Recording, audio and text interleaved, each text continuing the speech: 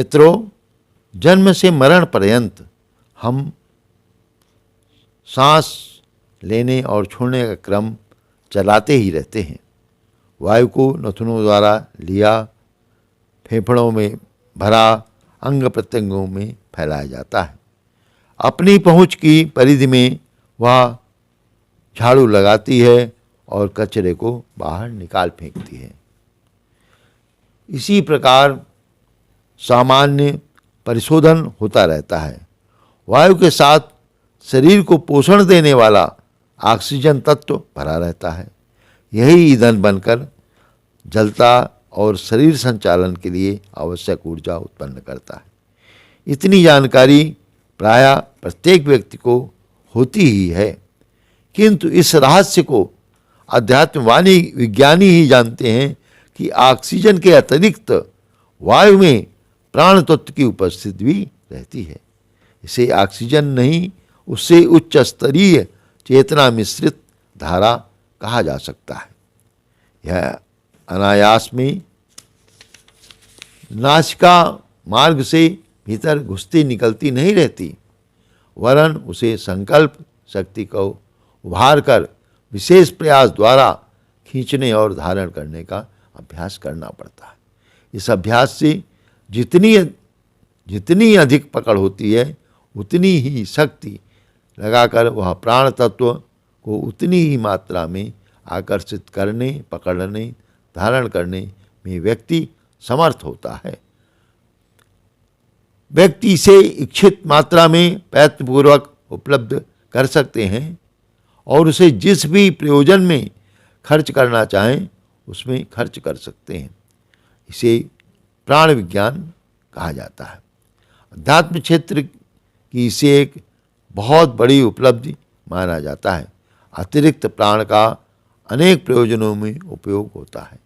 Oxygen तो श्वास प्रश्वास का प्रयोजन ही पूरा करती है, किंतु प्राण के द्वारा साधक अपने मानस मंत्र का स्तर भी बढ़ा सकता है और प्रभाव एवं कार्य क्षेत्र भी। प्राण के आधार पर सामान्य बुद्धि में वैसी तीक्ष्णता आती है जैसे कि दार्शनिकों, वैज्ञानिकों, विशेषज्ञों में देखी जाती है। प्राण के द्वारा मनोविकारों को जलाया जा सकता है। चिंतन क्षेत्र में आदर्शवादिता एवं विवेकशीलता का उद्यान उभारा जा सकता है। प्राण का मन पर नियंत्रण है। चित्तवृत्तियों के निरोध की, मनोनिग्रह की, एकाग्रता संपादन की, आध्यात्म उत्कर्ष के निमित्त पग पग पर पल पल में आवश्यकता पड़ती है। मनुष्य बनने के लिए प्राण तत्व की अधिक मात्रा संकलित करनी पड़ती है। इसके बिना ओछी चतुरता ही हाथ रह जाती है और वह कुटिलता भरे छल प्रपंच ही रचती रहती है।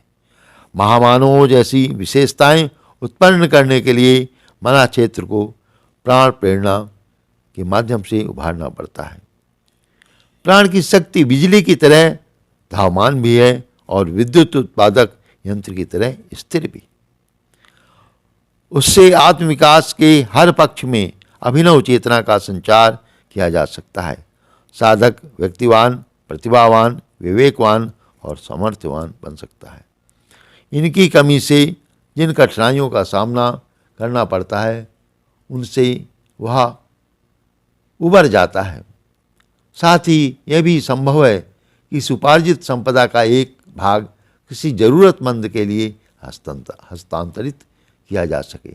इसे शक्तिपात भी कहते हैं। प्राण अनुदान लाभदायक वरदान भी है। जिस प्रकार आग की तपती भट्टी के निकट बैठने वाले शीत से मुक्ति पाते हैं, उस ऊर्जा का अनेकानेक कार्यों में उपयोग कर सकते हैं, उसी प्रकार यह भी संभव है प्राण संपदा के धनी द्वारा अपनी उस ऊर्जा को हस्तांतरित किया जा सके।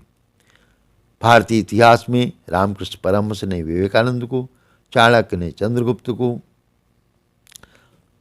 समर्थ गुरु रामदास ने शिवाजी को केवल आशीर्वाद ही नहीं दिया, इसके साथ ही इन शिष्यों को प्राण अनुदान भी प्रदान किया, तब वो महानतम कार्य संपन्न कर सके। शिक्षण की विद्या सार्वभौम है। इसमें संप्रदाय भेद, भाषा भेद, जाति भेद, लिंग भेद आदि के कोई व्यवधान आड़े नहीं आते। केवल इतनी है कि हम इस सांस लेने के साथ संकल्प पूर्वक प्राण शक्ति का भी आह्वान करें, भावना करें, धारण करें, तो हमारी शरीर की, आंतरिक शरीर की स्थिति बहुत प्रभावशाली और शक्ति संपन्न हो सकती है। इस सहज उपलब्ध विभूति का लाभ हम सबको उठाना ही चाहिए। महत्वपूर्ण है कि हम करें कि संसार भर में वायु के साथ साथ जो प्राण संपदा भरी हुई है उसी को हम खींच रहे हैं, धारण कर रहे हैं और उसे अपने पूरे शरीर में स्थिर कर रहे हैं। तो हमारी क्रमशः प्राण शक्ति अभिवर्धित होती चली जाती है और हम एक श्रेष्ठतम स्थिति को प्राप्त कर सकते हैं। हम कामना करते हैं आप सबकी भी प्राण शक्ति अभिवर्धित हो, इसका अनुपालन करें और जीवन में तमाम सारी दुर्बलताओं से मुक्ति पा करके सुख संपत्ति यश वैभव का उपभोग करें। बहुत बहुत धन्यवाद।